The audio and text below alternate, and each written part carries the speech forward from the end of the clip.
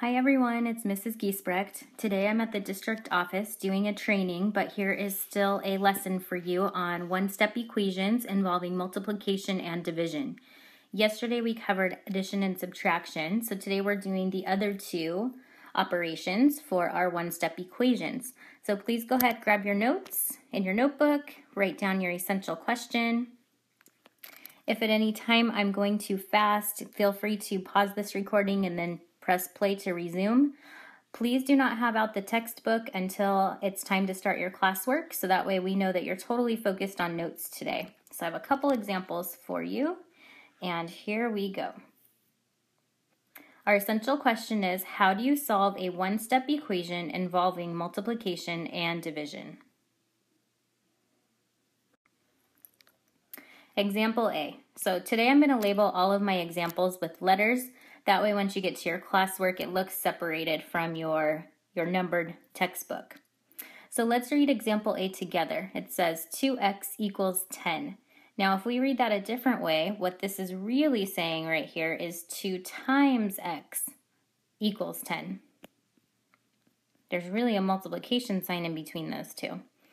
Let's think about on an equation mat real fast what that would look like. So this would be where we had 2x's on top, and then we had 10 to the side. But whenever we were solving, I was always asking you, what does x equal, not what does 2x equal. So we would always break it into pieces, divide it into groups, so that I could say that each individual x went with 5 tiles. So let's talk about algebraically now. Without our mats, how are we going to solve that? When I see this multiplication sign here, we are going to do the opposite of what we see. So it's just like yesterday. If we saw an addition, we would subtract.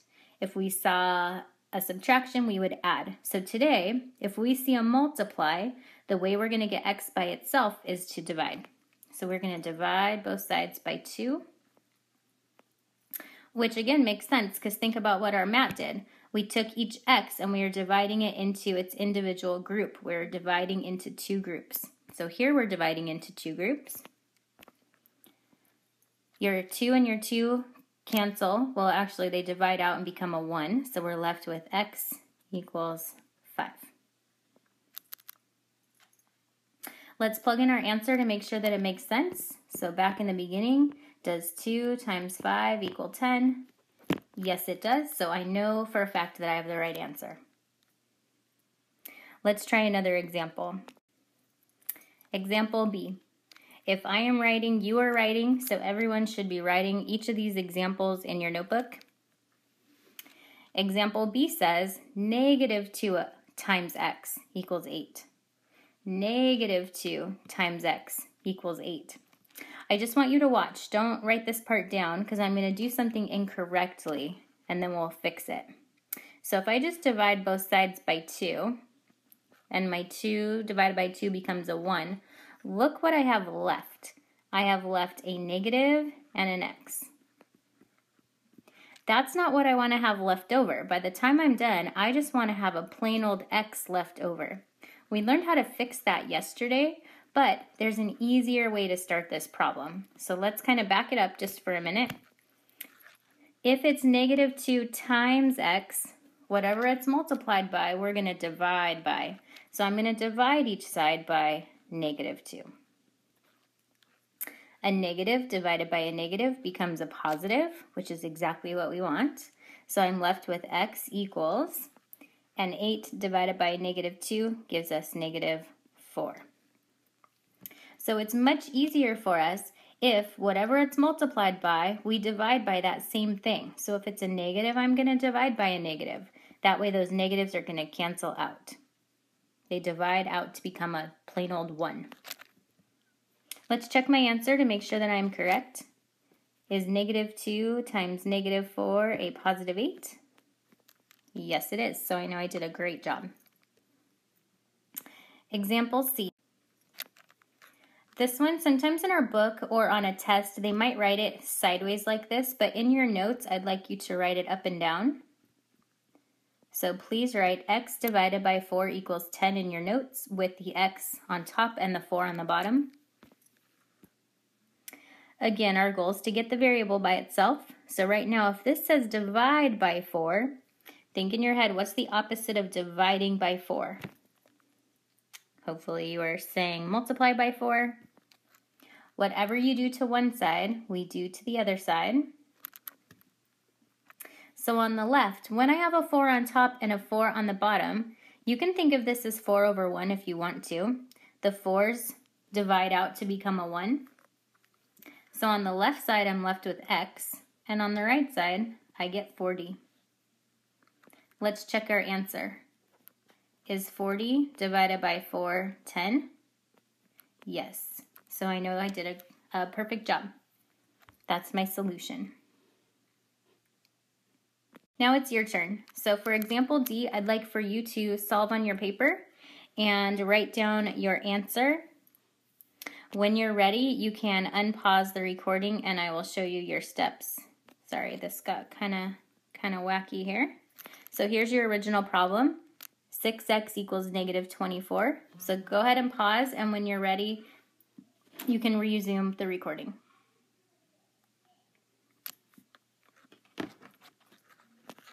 So if it says 6 times x, I'm going to divide both sides by 6. This is the step I should be seeing on your paper. 6 divides by 6 and just leaves me with the 1x. Negative divided by a positive gives me a negative. So the correct answer was B, negative 4. Now we're going to jump into a new kind of question that's going to involve friends. So our new problem says solve 2/3 x equals 10. I'm going to write it a little bigger here off to the side. Now, fractions, we can actually get rid of them in one step using something we've been practicing on Mondays for our daily number. The way we get rid of a fraction that's touching my variable is by multiplying by the reciprocal. Remember, we keep practicing reciprocal. It is where we flip our fraction upside down. Whatever you do to one side, do to the other side.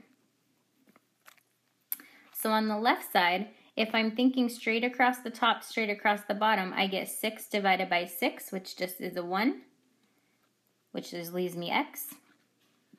Or some of you are used to canceling numbers out.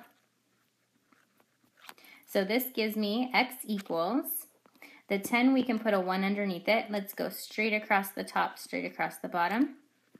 And 30 divided by 2 is 15. So my answer is 15.